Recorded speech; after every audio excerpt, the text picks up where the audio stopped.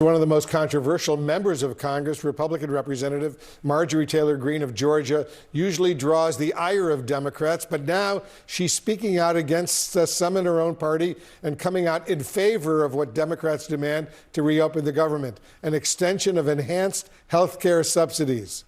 Congresswoman Greene, thank you for joining us here in the Situation Room. We appreciate it. Thank you for having me. Let's start there. Let's start with the shutdown. So you voted for the short-term funding bill, but now you're talking about this health care issue. Help us better understand. Why now? Well, actually, this is something I talked about when I first ran for Congress in 2020, because I grew up in a construction company family. Bought that company after college and retired my parents. And after the ACA was passed, the Affordable Care Act. Yes, the Affordable Care Act. Our family's health insurance premium went from $800 a month to $2,400 a month. So I've known about this as a major problem for a long time. It's not just ACA recipients whose premiums are going to skyrocket very soon. It has been a disaster for many Americans across the board. And cost of living is so high now. Many of my constituents, many of my friends, and even my own children are finding health insurance to be extremely unaffordable and something that they are having to go without. So I think this is an incredibly important issue. I think it is a crisis. I don't think it's something to wear political party team jerseys on. I think it's something that we have to address and fix. And it's very personal for you. Very personal. It's affected my own life. And the Affordable Care Act was passed in 2010. So we're 15 years down the road, and the industry has changed drastically. Many companies dropped out of the market. We've seen doctors stop having their own practices and become hospital employees. We now have to import doctors because we don't have enough. Healthcare has drastically changed, and I'm one of those that gets real tired of political drama when it's not actually solving a problem. And this is such a crisis that I'm willing to say, okay, everyone, we have to do something about this. It shouldn't be something that we dangle the American people or military pay or all of these things. We shouldn't be dangling them back and forth. We have to fix it. What are you hearing from your constituents right now? And do you have any regrets about voting for that short-term continuing resolution, that spending bill? Thank you for that question. Number one, I am a Republican, and I support the president. I was very vocal about I didn't want to vote for a CR.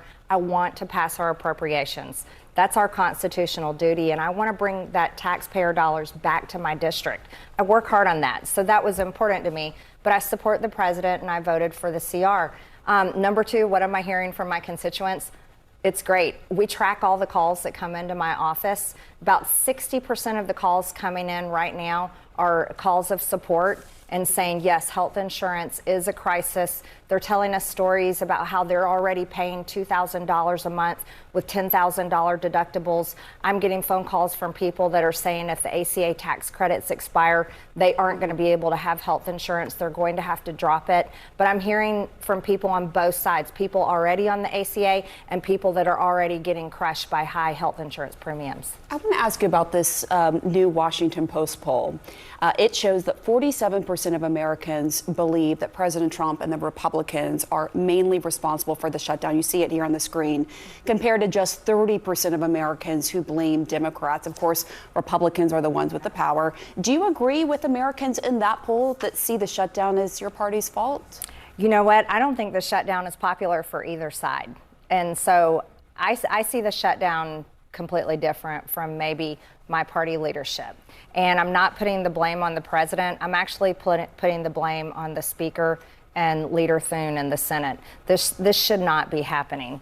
And I don't think, look, as a member of Congress, we already have a low enough job approval rating. This shutdown is just going to drive everybody's approval rating that much lower. But so you're putting the blame on the leadership of your party? Absolutely. We control the House. We control the Senate.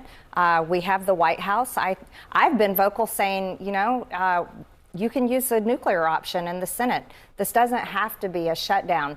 But what we have to do is we have to work for the American people. And our country is so divided right now. We see it all the time in every single way. It's divided, and what I would say, very dangerous ways. And we saw that with the recent assassination of Charlie Kirk, which has upset so many people across the board. And look, when it comes to hearing from senior citizens or my own friends and neighbors and my own family members and people that voted for me, and they're just saying, Marjorie, we just really want somebody to do something about health insurance premiums. We really want our government and our leaders to actually focus on our country for a change and fix our problems. That is the message I constantly hear from my district, and I'm a representative. I don't have to be a cheerleader for my party. I have to represent my district because those are the people that hired me and sent me here. And I myself, I agree with them, and I'm pretty much over it's just drama constantly on TV. No offense, because you guys are on television, but that's all that we see in American politics now. You know, there's reporting that President Trump, as you know, recently called at least 2 senior Republicans to ask, and I'm quoting now from these reports, what's going on with Marjorie, end quote. Have you talked to the president about this issue? It's obviously so personal for you. Well, you know, the president has my cell phone number, and he's called me many, many times. So if he wants... Recently? How recent? I don't get into that kind of details, but he knows how to call me, and he can ask me himself. But here's the deal. There's also this, and I'm not blaming you guys, but there is a media narrative trying to say that I don't support the president. I absolutely support the president. I campaigned for him for years. But I'm also an action person, and I want my party to solve problems. And you say he's not getting good advice, though. You told Manu Raju. What specifically? Well, I don't think it's good advice that a government shutdown is going to help Republicans in the midterms. I don't agree with that. I also don't think it's good advice that Republicans ignoring the health insurance crisis is going to be good for midterms. I actually think that would be very bad for midterms. And I think that just not staying focused on America First policies is detrimental as well. Yeah, and on that note, are you concerned about the cost of living? Very. That the President Trump said he would lower? The inflation crushed people in the past 4.5 years, and the costs have not come down. I myself can tell you my apartment here in Washington, D.C., the electricity bill is $100 more than it was last year, because you can look at your own bill and look at cost. Prices have not come down. That is a reality. People's wages have not gone up. That's another reality. And so Americans are continuing to have a very difficult time getting by. And I'll go a step further. I'm a mom. And so when it comes to what is affecting my adult children's lives, who are 22, 26, and 28, I'm going to be 1,000% fighting for them over any politician and any party. And I can tell you right now, that generation, they are barely making it, and they're very hopeless for their future. So you're a mom first, a politician second. That's right. I'm a mom first. That's good to hear.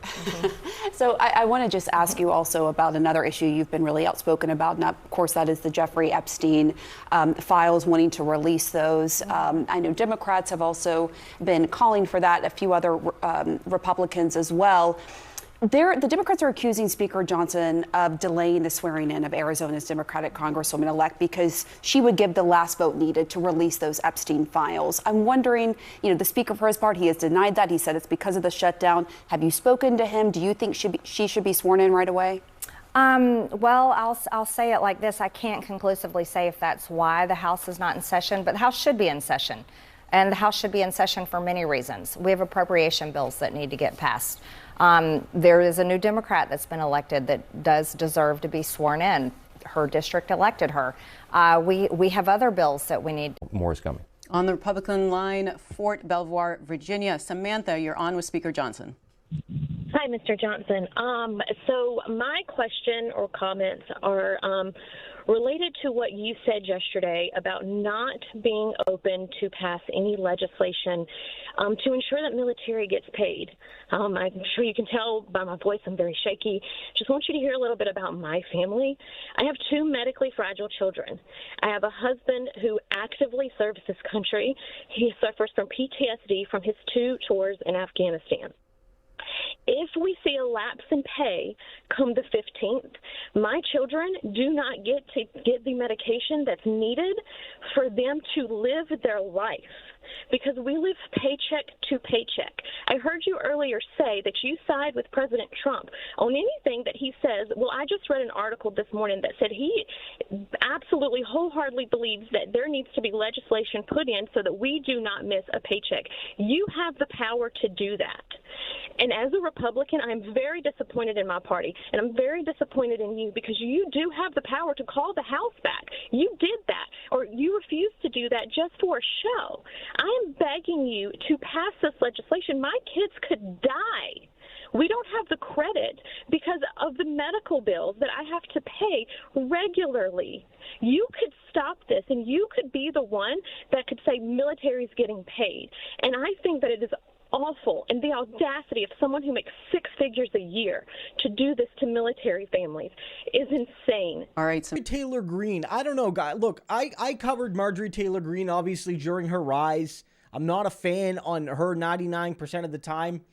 But like, look, I'm going to be like, sometimes you have to take your angles when you're given them. And much like Republicans love to do this when Democrats have infighting, they love to expose the infighting even if they dislike both sides. Like, oh, so some moderate Democrat attacks AOC, and the Fox doesn't even like that moderate Democrat and doesn't like AOC, but they're sure going to give that person time on air to cover the scandal because it helps them, make the Democrats look bad. So we're going to do that here. But I do think it's quite fascinating that Marjorie, I think, is sort of realizing that a lot of the Republicans in Congress have no consistent ideological position beyond making the rich extremely rich and doing whatever Trump wants.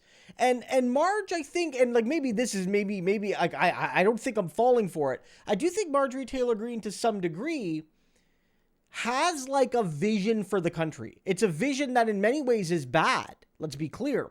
But she has a vision. And when that vision includes, like, I want to help regular Americans to some degree and all of that. And I want to make America great again. And I actually want to do that. You know what I mean? Like, there's these things. And I do wonder if she sees that as Republicans cut healthcare and they just back Israel without hesitation, without any criticism, and they continue to bury the Epstein stuff that they talked about for years because now it looks like Donald may be involved.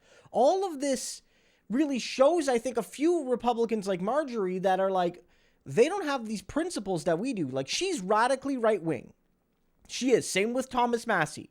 But they, I think, believe in most of their positions. And because they believe in their positions, when they're crashing up against the wall of Trumpism, which believes in nothing except consolidation of power in the Führer and the enrichment of billionaires, that's literally it. They believe in nothing else. They'll do other bad things, but only in the service of those two things: rich billionaires, power in the Führer's office.